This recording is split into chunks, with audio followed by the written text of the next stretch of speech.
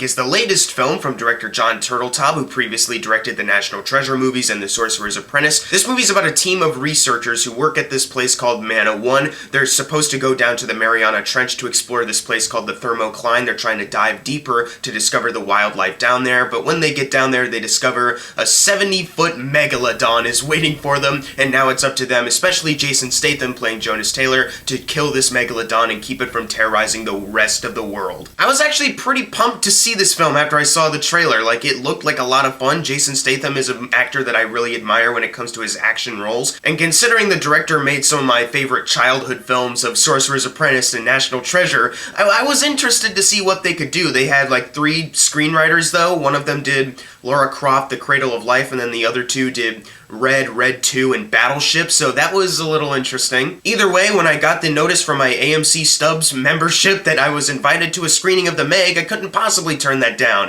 This is like my first screening since Goosebumps from several years ago. Anyone remember that? And here's the thing with this movie. The way it starts off, I wasn't really sure how to think of it at first, because it starts off, we have the flashback of what Jason Statham's character is all about. They set him up, they set up maybe some character conflict for the rest of the film. They also start setting up some potential story arcs with some characters where I was like, I'm not really sure how I feel about that. That's a little cliched. I don't know if you're gonna take that seriously or not. I'd rather you not though. But it seemed like they were going to. But as the film progressed, the movie did something that I absolutely applauded for. It took all of its potential character stories and just dropped them completely and focused on them just trying to kill this frickin' shark. And I love that, because here's the thing they set up with Jason Statham is that, oh, he used to be an expert diver, but oh, one thing went wrong and now he kind of lives a life of drunkenness, and I was really worried that the whole rest of the movie was gonna be him trying to prove himself to everyone, like, you gotta believe me on this, I know what I'm doing. But they didn't. Like, as soon as he's back, almost, they kind of pretty much just accept everything he has to say as right. Like, yeah, Jason Statham's right, he's always right, and he doesn't have to learn anything. Like, I tried to imagine this movie getting serious with Jason Statham's character, right? And I just instantly thought, man, that would have really bogged the movie down. Like, it would have made the movie just a little bit more slow. So the fact that they just completely dropped all that, a character conflict set up with Jason Statham and another character is kind of like completely dropped and all things forgiven, like, okay, I don't hate you anymore, I'm sorry. It's perfect. It's perfect. Because when you see the trailer for The Meg, what do you want to see? You want to see Jason Statham and his crew of awesome friends try to kill this frickin' shark.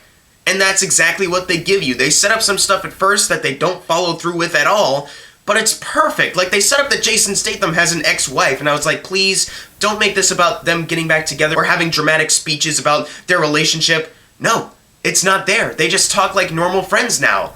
It's beautiful. It's beautiful! When Rainn Wilson shows up as the character Jack Morris, I was also not really sure what to expect from him because he was telling a lot of corny jokes. And there's a lot of corny jokes throughout the rest of this film, but he especially was telling some. And I was thinking like, okay, he's the billionaire, he paid for this whole company, he's gonna do some nefarious stuff, right? Like, he's gonna be like the billionaire bad guy, okay, why do you have to do that to this actor? But he wasn't. That's the thing, it's like I was waiting for the cliched character moments to happen, and when I thought they were, the movie was just like, screw it, we just want to fight this shark, and everyone's just trying to team up and fight the shark, and I was like, yes, finally, a movie that understands what it needs to be. I enjoyed the movie Rampage as a guilty pleasure, just dumb fun action movie, but I can understand where some people are coming from when they say the whole movie should probably be about the monsters fighting each other and they took a long time to do that. This movie, it really does cut to the chase as far as, yeah, we're in trouble, we all just need to work together and fight the shark, make sure it doesn't get anywhere, and me as an audience member, I was like, thank you. You're acknowledging that you don't need to add any other dramatic storylines, you don't need any dramatic character moments, you just need these likable characters fighting a shark. And it's perfect. This movie knows what it's supposed to be, and it exceeds in that because there are actually some pretty thrilling action sequences throughout this film. Jon Turteltaub directed the above water and also the underwater stuff incredibly well. There's a lot of leg bouncing moments, which I was pretty shocked by. I honestly wasn't sure if I was going to be in suspense after seeing the trailers or not, but they actually do make the shark pretty terrifying, not just because of its size, but because you actually can't predict when it's going to show up at all, and you also can't rely on your heroes to be 100% accurate with their goals on trying to take them down. down, because along the ways of them trying to take down the shark, something could have gone wrong, or they might have underestimated something or anything like that. So you also are in fear for your characters, even though I will say the characters aren't spectacular, they aren't amazing, but here's the thing also, they aren't annoying.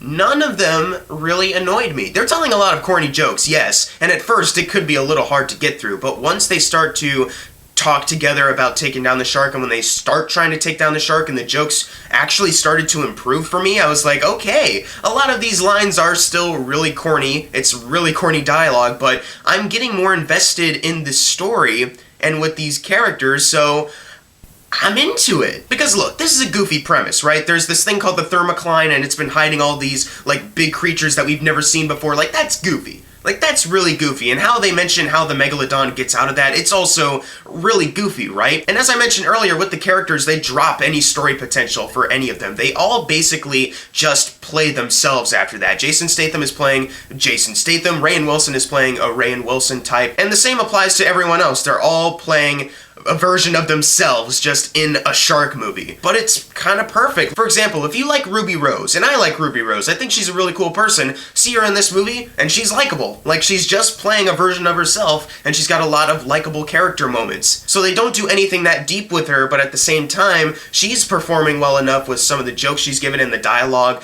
that it's like, alright, I actually like seeing you in this movie. I'm not annoyed by you, and especially the character of DJ, played by Paige Kennedy, who's one of the funniest parts of this film, especially as the film progresses, he was also kind of a standout. But I also got the feeling that that actor was just playing a version of himself. So all these characters are basically just kind of playing them, but they're in a shark movie. You have the actress Bingbing Lee, who's basically just there to fall in love with Jason Statham. And yes, that romance is pretty corny, and it is very rushed, but at the same time, the actors are likable enough. They have some nice little dialogue moments to where I was like, okay, it's rushed, it's kind of stupid how it's happening so quickly, but screw it, I'm enjoying it. It's fun. You two have good chemistry with each other. The cast knows what kind of movie they're making. They know the script that they have to work with, and so they're just making the most of it. They're just having fun with each other. And that's one of the things that I love about this movie, is that it has such a great 90s movie kind of charm and heart to it. It's got the 90s goofy premise, it's got the 90s corny dialogue and the 90s cliched characters, but it's got actors who really know how to work with the material they're given, they know how to work off of each other, and it also has a director who knows how to direct action sequences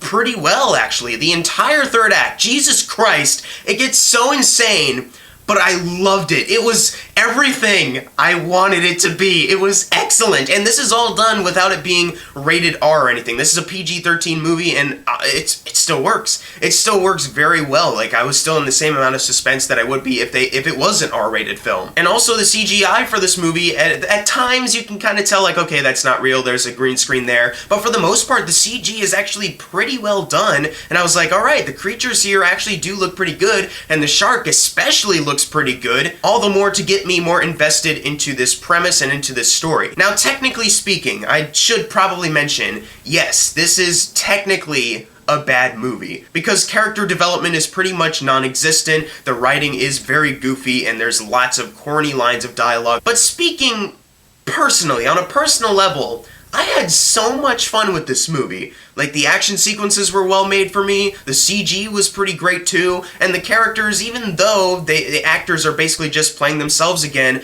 they had so much fun with each other that I was like, alright, they aren't taking it seriously to where it's just kind of dumb, but they aren't acting like this is a spoof film or anything. They're playing it seriously enough, but also goofily enough to where I can buy into this exactly the way I want to. This is the perfect kind of, like, guilty pleasure, dumb fun movie for me. I'm sorry. I had so much fun with this thing. It's not the best movie of the year, it's not even the best of the summer, but god damn it, it's one of the most memorable that I've seen recently. I'm gonna give The Meg a C+. It's got some really corny lines of dialogue, some really corny attempts at humor, and a premise that is really goofy, and a child actor who is basically just cute kid character, and that kind of got on my nerves, actually. Like, if I had to be honest, the kid actor I didn't really like, sorry. But everyone else in the cast was doing great, they were working with the material well, and even though the lines of dialogue were corny, it almost really does add to the film's charm overall. Like, it doesn't feel complete without it, honestly. Like I said earlier, this is like a movie that was made in the 90s that somehow just got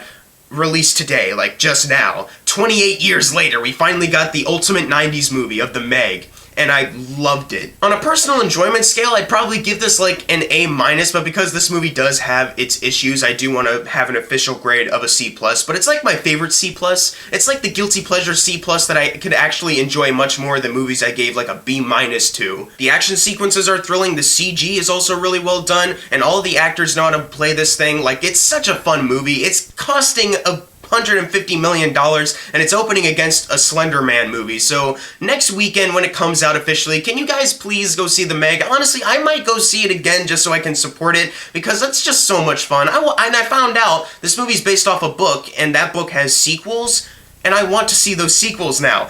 I just want to see these characters come back for another go-around with these sequels. Can we please have that happen, movie audiences? Can you please just go see The Meg? I'll go see it with you. I saw it for free at a screening, but I'll go see it again. Honestly, I will. But if you've seen The Meg, which you probably haven't by the time this is up, because I might be one of the only people who've seen it, but when you do see it, leave in the comments below what you thought of The Meg, and as always, thank you guys for watching. Make sure to subscribe. I'm Jackson Fulcher. See you guys next time.